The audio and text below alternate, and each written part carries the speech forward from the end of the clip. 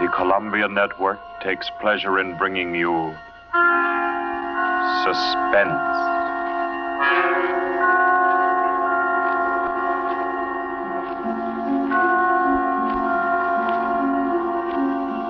Suspense. Stories from the world's great literature of pure excitement. A new series frankly dedicated to your horrification and entertainment. Week by week, from the pick of new material, from the pages of best-selling novels, from the theater of Broadway and London, and the sound stages of Hollywood, will parade the most remarkable figures ever known. CBS gives you Suspense.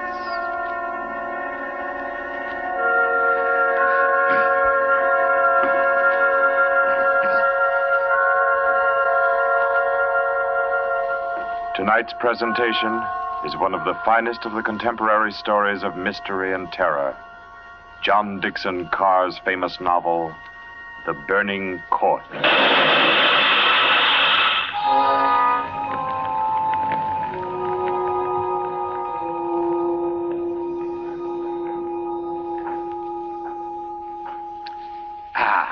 A glass of sherry by the fireside of a beautiful suburban home. What could be more comforting? You're an admirable host, Mr. Depart, and it's really a shame our first meeting is under such a cloud. It's also a shame I have so little time to tell you which one of your guests here murdered your uncle last week.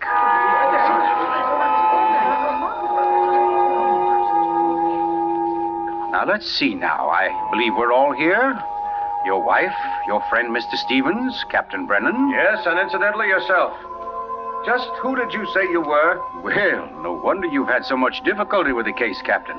My name is Cross, Gordon Cross, the writer.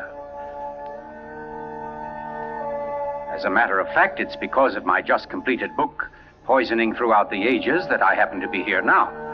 And Ted Stevens there happens to be a member of the firm which publishes my work. I'd never seen him until tonight, but I've been told what happened. This afternoon, he began reading my manuscript for the first time on the train.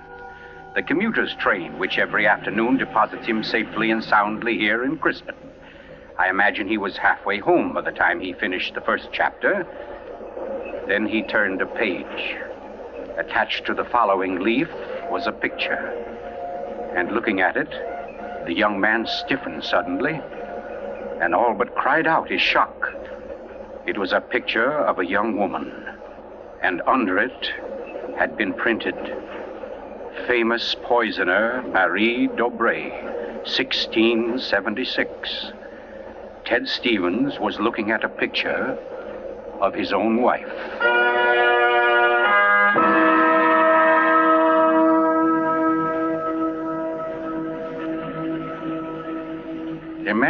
Imagine his 25-year-old wife in 17th century costume. The face, the features, even a wistfulness of expression were identical. Even the name, Dobré, was his wife's maiden name. But no, that was ridiculous. This woman in the picture was, well, one of his wife's ancestors. Yes, that was it. Simply an amazing family resemblance. Marie would be waiting for him at the station, and he'd have to tell her about it. He wondered why, however, she'd never told him about. Oh, well, but you don't discuss such an ancestor, do you? Ted Stevens glanced down at the chapter to which the picture had been attached. It was entitled, The Affair of the Non-Dead Woman.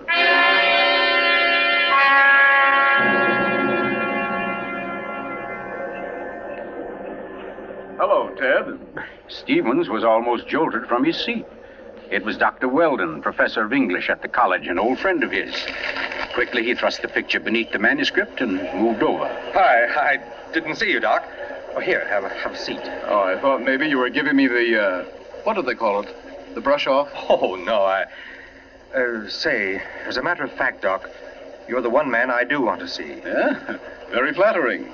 Remember those discussions we used to have about murders? Better than bridge anytime. Well, I got the idea that you'd made sort of a hobby out of the old cases, the historical ones. Well, I've studied quite a number of them, yes.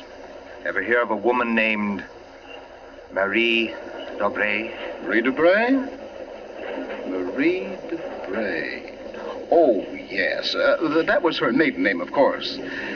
One of the finest specialists in arsenic poisoning you could ever hope to find. Oh, we're almost at our station, Ted. Let's get to the door. Yes, a real charmer Marie was. Must have disposed of 100 husbands, lovers, suitors, and just plain friends before she was caught. What happened to her, Doc? She was beheaded and burned. Crispin!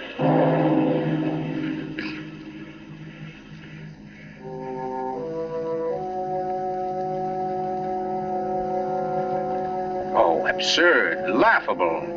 Ted Stevens kept saying this to himself, and yet what he knew was a foolish dread followed him straight through the small suburban station and clung to him as he reached the street. And there in the roadster was Marie, leaning toward him a little to hold the door open and smiling at him. Oh, Ted, what on earth are you staring at? That street light shining on your hair. I like that. Oh, you're tight. Come on, get in the car.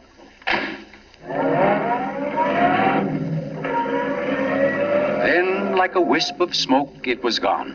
The whole ridiculous fear, the delusion.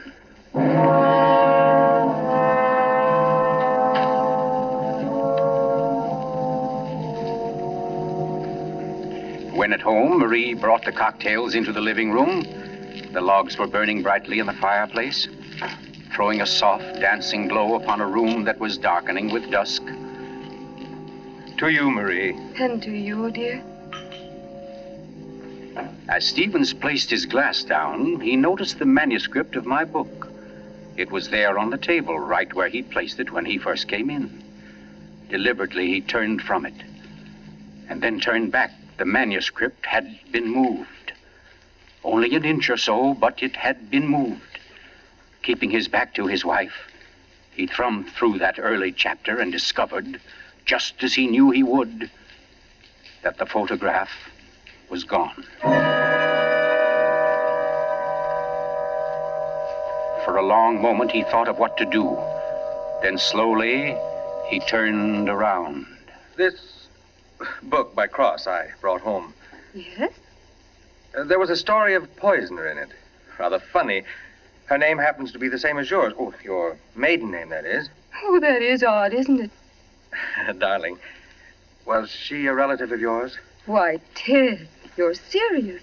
In a way, yes. Oh, I don't mean it's really important. It's just that, well, when you run across a person who's a dead ringer for your own wife and who lived 300 years ago and was a top-flight poisoner, well, you like to hear about it, that's all. What on earth are you talking about? Darling, be honest with me. Didn't you look at this manuscript when I was out of the room? No. You didn't take out a picture of a poisoner named Marie Dobré? I most certainly did not. Oh, Ted, what is this all about? What are you getting at? Oh, just this. Somebody took that picture out of that manuscript since I'd been home. Now, who's that? Well, I'll take a look. Wait, I don't feel like... Why, it's Mark Depard. Mark? Ted, wait a second. Yes? Ted, whatever it is he wants, promise you won't do it. Promise I won't do I it? mean, promise you won't get yourself involved. Please, Ted, don't go out tonight. Say, what in the world is... Well, anyway, we can't let him stay outside.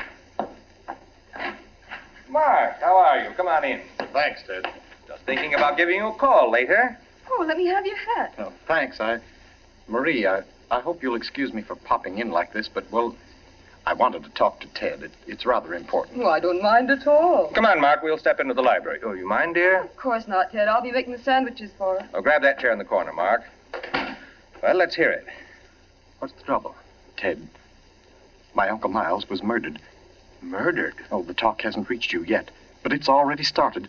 Nothing definite, of course, just that there was something wrong about Uncle Miles' death. But I don't... Mark, are you sure of this? You know he was murdered? I don't know. Of course I don't. I just don't see how it could be any other way. Uncle Miles, you know, had been sick for quite a while, but last Saturday he seemed so much better that Miss Corbett, that was his nurse, decided to take the day off. And, oh, you know all this. You and Marie were over that afternoon. Anyway, Lucy and I went to the club that night, to that masquerade party, and... we left the old boy completely alone. I've cursed myself 1,000 times since. But what about your housekeeper, Mrs., what's her name? Henderson. Wasn't she around? Oh, sure. In that little house out in back. We told her to look in now and then, but, well, that wasn't good enough. It was after midnight when Lucy and I got back. Uncle Miles was dying. Ted, it looked exactly like one of his regular attacks, but then later, after he was gone, I happened to glance under the chest of drawers in his room. There was a small silver cup under there, almost drained, and Uncle Miles' cat. The cat was still warm, but quite dead. Oh. I managed to get the cat out of the house and buried without anyone seeing me. Next day, I had the contents of the cup analyzed. It was poison? Yes. Arsenic. Well, what do you want me to do? Help me open the crypt. What? I want to have a private autopsy performed. Help me get Uncle Miles' body out of that vault.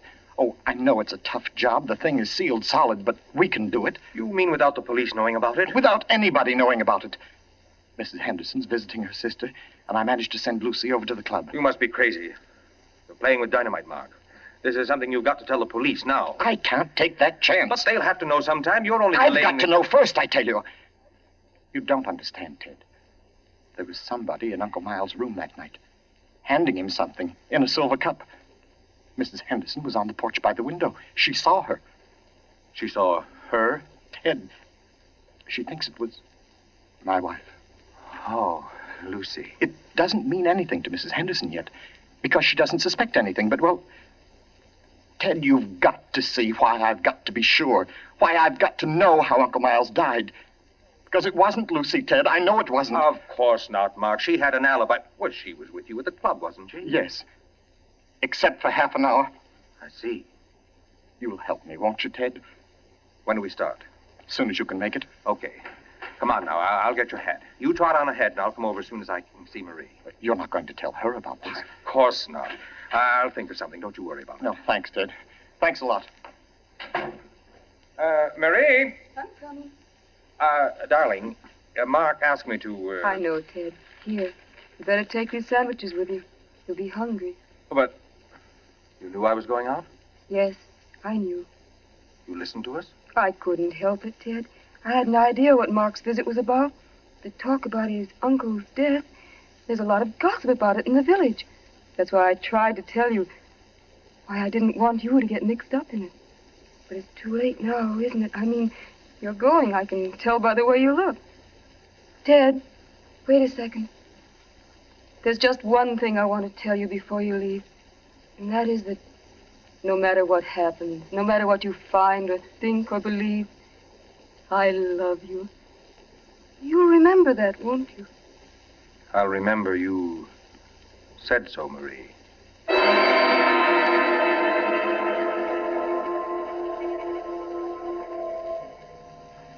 By the light of a dim kerosene lantern, Mark and Ted Stevens pounded their way through the thick shelf of rock that covered the Depar's ancestral tomb, pried open the great slab of stone which lay across the subterranean door, and then at last descended to the dank, ink-black chamber. They found the coffin. They dragged it from its crypt and placed it on the cold stone floor. They unclamped the lid and opened it. Mark! It's empty. What? That's impossible. It can't be. But it is, Mark. You know what this means? That body wasn't in this coffin when it was placed here. I'll swear it was, Ted. From the time that coffin was closed on Uncle Miles, somebody, the undertaker or Lucy or me, somebody was with it until it was buried. And the crypt was sealed right after. Then somebody beat us to it. Somebody's broken in here ahead of us. Broken in? Listen, Ted. Lucy and I have hardly left the house since the funeral. Do you think anybody could break in here, smash through that stone and cement without our seeing them or without our hearing them? Well... What? Well, you might as well come on out then. What? Who was that? Me, Mr. Depard, up here. My name's Captain Brennan. I'm from the office of the Commissioner of Police. From the... Like to talk to you if you don't mind, Mr. Depard. Here, follow my flashlight up. But I don't understand. How How did you know about this? By listening, mainly. You mind if we go up to your house, Mr. Depart? Why, no. Not at all. Oh, thank you. Oh, Freddie. Look here, Captain. Freddie, this is Mr. Depart, Lieutenant Gray. Glad to know you, Mr. Depart. And Mr. Ted Stevens, isn't it? Well, how did you know my name? Very simple. I got the names of everybody who was here at the Departs the day the old man died. You and your wife were included. Oh, here we are. But I don't... Captain, who gave you those names? Why, your housekeeper, of course. Mrs. Henderson? You didn't think Mrs. Henderson saw the dead cat, did you, Mr. Depart? But she did. She also saw you bury it. And we've been interested in the case ever since. Well, nice place you have here, Mr. Depart. Now, let's see. According to Mrs. Henderson, your wife was wearing some kind of a masquerade costume that night. What kind of a thing was it? Well, it was a... Oh, there, you can see it. It was copied from the dress in that old painting over there. Oh, yes. Funny. Where's the woman's face? It's always been that way, long as I can remember. Somebody must have thrown acid on it or something. Can't blame them much. She was a poisoner. A poisoner? Yes. The story goes that one of my ancestors was responsible for her execution. Marie Dobré, her name was. Oh, yes. I've read about her. Learned all her poison tricks from one of her lovers, guy by the name of Godin Saint-Croix. Godin Saint... Oh, yes, Mr. Stevens. We cops read now and then.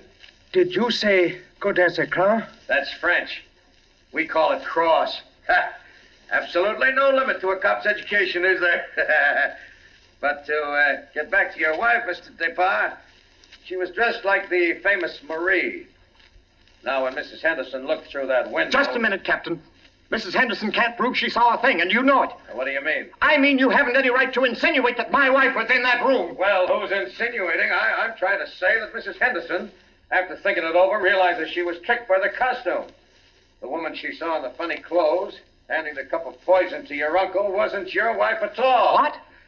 Because your wife is an unusually tall young woman.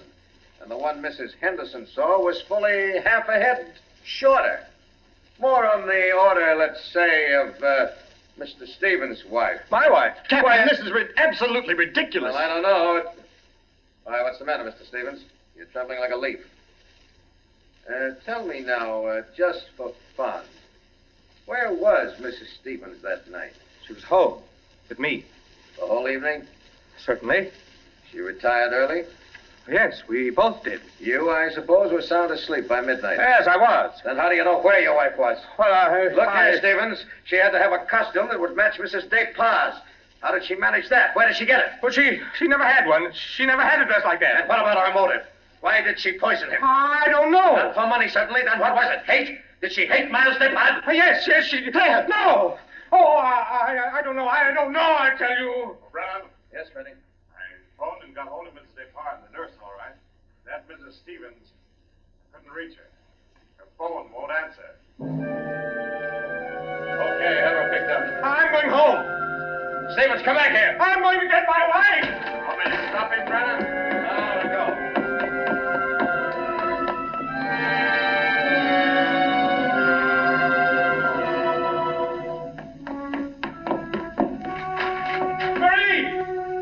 Marie, where are you? It's Ted. Marie, what have you done? Maria. Oh, good evening. who are you? My name is Cross, Godin Cross. Cross. Where's my wife? What have you done to her? You fiend, what have you done to my wife? Why, nothing at all, young man. Here, sit down. You're lying. Something's happened to her. The police just phoned. There wasn't an answer. Why are you here? Why am I here? Well, because your wife, reading my chapter on the Dobrés, realized I knew more about the family than even she did. Because she found my phone number on the front cover of the manuscript. And because I know an exceptional case when I hear one. Does that answer your question? No, and you know it doesn't. Can't you see I've got to know whether... Yeah, I see. Whether your wife is that Marie Dobré, who was burnt by order of the High Tribunal for all poison cases, the burning court of France, witchcraft, black magic, the world across the threshold. You're quite sure, no doubt, also, that I'm Godin Saint-Croix, who first wooed her. No, my boy. No, my real name happens to be, of all things, Tom Simpson. Most unsuitable for a distinguished writing career. And Marie Dobray is no more your wife's real name than mine is Godin Cross. What? Your esteemed wife was an adopted child, Mr. Stevens, adopted by people in Canada named Dobray, remote members of the real family of poisoners. I can't believe it. Why? Why didn't she tell me? Why? Because until I told her half an hour ago, she didn't know it herself. You see, in the course of my research on the family, I found out about it. And in the course of talking with your wife, I found out something else. How for years she was haunted by the fear that she might be a poisoner by inheritance, by blood. And you can see, can't you, why she never talked about it, or her past to you? Yes, yes. And yet, Mr. Stevens, you had all but made her forget that past. You. And that's why she was willing to lie, to steal a picture, do anything, in order to hold you to her. Yes, yes, I see that now. You know, young man, I rather think she loves you. But as you will see, though, she comes only when I call her. Mrs. Stevens? You mean she's... Yes, Mr. Cross. Marie, it's you. You're all right? Oh, yes, dear. We're both all right now, and nothing can change it, ever. Marie, listen. Don't say Marie, dear. Say Maggie. Maggie? Oh, that's my name, my real name. Maggie McTavish. And it's a lovely name, dear. The most beautiful, gorgeous... Darling, please. You don't understand. The police, they think you had something to do with Miles' death. They think I did. So, now, Mr. Stevens, before we go back to the Depas, don't you think you'd better tell me everything that's been said and done up to date? Having just saved your wife's soul from the burning court, now I'll wrest her body from the electric chair.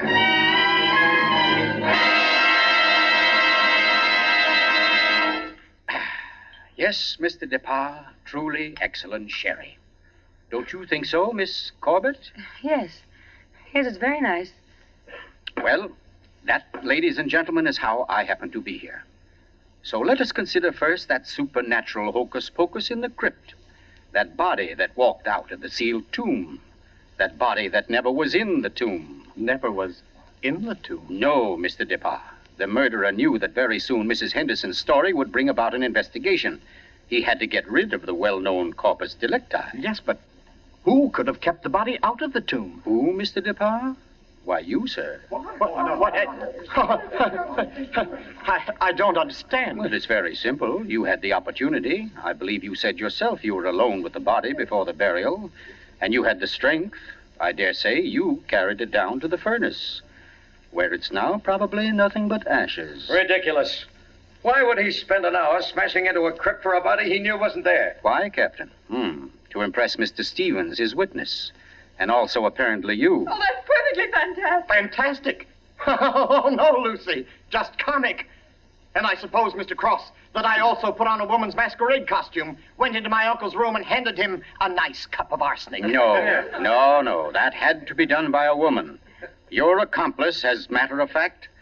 Oh, now, come. You mustn't all look at Mrs. Depas, because Mark Depas' one noble act was his frantic effort to prevent his wife from being charged with the crime. A crime which he and Nurse Myra Corbett committed. Myra Corbett? Why, you... Yes, sir. Yes, Mr. Stevens, this quiet little lady beside me. Why would I do such a thing? Money, Miss Corbett. A cutout of Mark Depas' inheritance. Payments for services rendered. That's an absolute lie, Cross. You see, ladies and gentlemen, Captain Brennan never bothered to check Miss Corbett's whereabouts on the night of the murder. Why even think of the nurse? She was the custodian of the old man's health. Oh, you're crazy. And yet who but a nurse could so naturally offer the old man a cup? A cup he was sure contained medicine. You're making it up. The whole thing, you're just And making it who up. but Miss Corbett, living right here in this house, would know what kind of masquerade dress she must copy, would know when Mrs. Henderson would pass the window that night, pass and see her, and accept her, she hoped, for Lucy Depas. No, that's not true. Oh, yes, Miss Corbett. Yes, I Miss didn't Corbett, do that it. dress was the touch that wrecked you. That was your own idea, wasn't it? Not Mark's. You weren't content with a mere murderer's share of the profits. You wanted a wife's share, half of the whole estate. You wanted Lucy Depas convicted and out of the way for good. Well, I give you a toast, Miss Corbett, with Mr. Depas' excellent sherry, to a particularly ruthless poisoner. And yet, you know, on the whole, I'm rather partial to female poisoners. Why, only tonight I... Get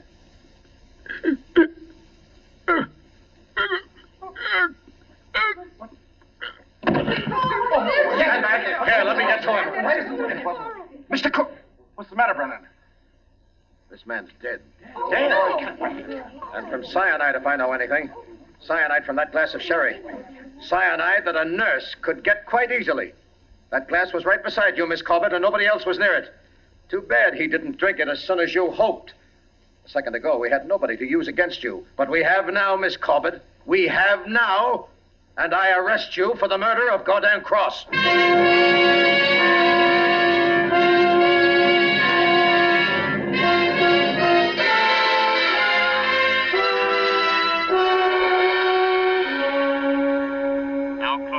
Months ago that the prominent author was murdered, and tonight Myra Corbett pays with her life for that crime. The former nurse, at first protesting her innocence, in recent Yes, weeks has grown... I'm in here, dear. Oh. I thought you might... Oh, what did you cut it off for? Huh? What do you mean? The radio. Oh, yeah, well, I thought you wanted to talk. Oh, Ted, don't you think I know you better than that? What was on the radio? Well, there wasn't any... Okay. It was about Myra Corbett. She goes to the chair tonight. Oh. I didn't think you wanted to be reminded. I don't, really. But making such an effort to hide it only keeps it alive, doesn't it? All right, darling. Know what I came in to ask? If you wanted a cocktail before dinner? The largest one you've got. Fine. I'll get out the ice cube. I know. If I'll fix up the fire. Okay, Maria, a deal. Where are some papers to start it? Right there by the bookcase. And the name's not Marie. It's Maggie. Because, darling, Marie's dead and gone forever.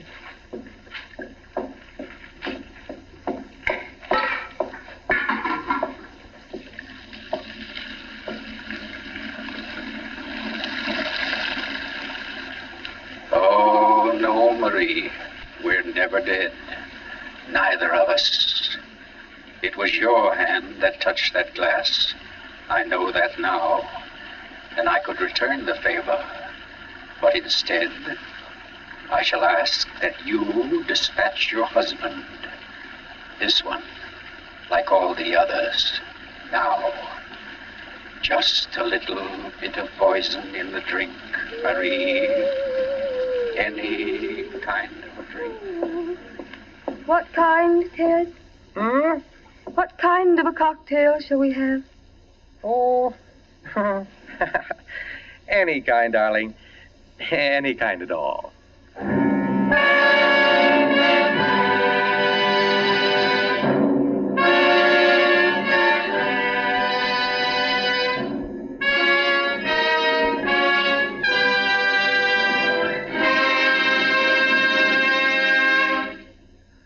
You've just heard The Burning Court from John Dixon Carr's famous novel, the first in Columbia's new series of outstanding classics and chills by world-famous authors. Tonight's play, ladies and gentlemen, has one rather special significance we think you'd like to know about. As you perhaps have heard, every fine comedian is said to cherish a secret desire to do an abrupt about-face. He pines for the part of a blackguard. Well, tonight you witness the fulfillment of one such desire. The role of that literary and quite infamous diehard, Gordon Cross, was portrayed by none other than Hollywood's expert provoker of laughs, Charlie Ruggles, here in New York for the world premiere of his latest screen success, Friendly Enemies. The role of Marie, well, that was enacted by a young lady who long ago won national acclaim as one of Broadway's most accomplished dramatic actresses, Miss Julie Hayden. Thank you, Charlie Ruggles and Miss Julie Hayden, for your splendid performances. The play tonight, as all plays in this series, was produced and directed by Charles Vander, written by Harold Medford and scored by Bernard Herrmann. Next week, we bring you an intensely exciting and moving drama, The Life of Nellie James. This is the Columbia Broadcasting System.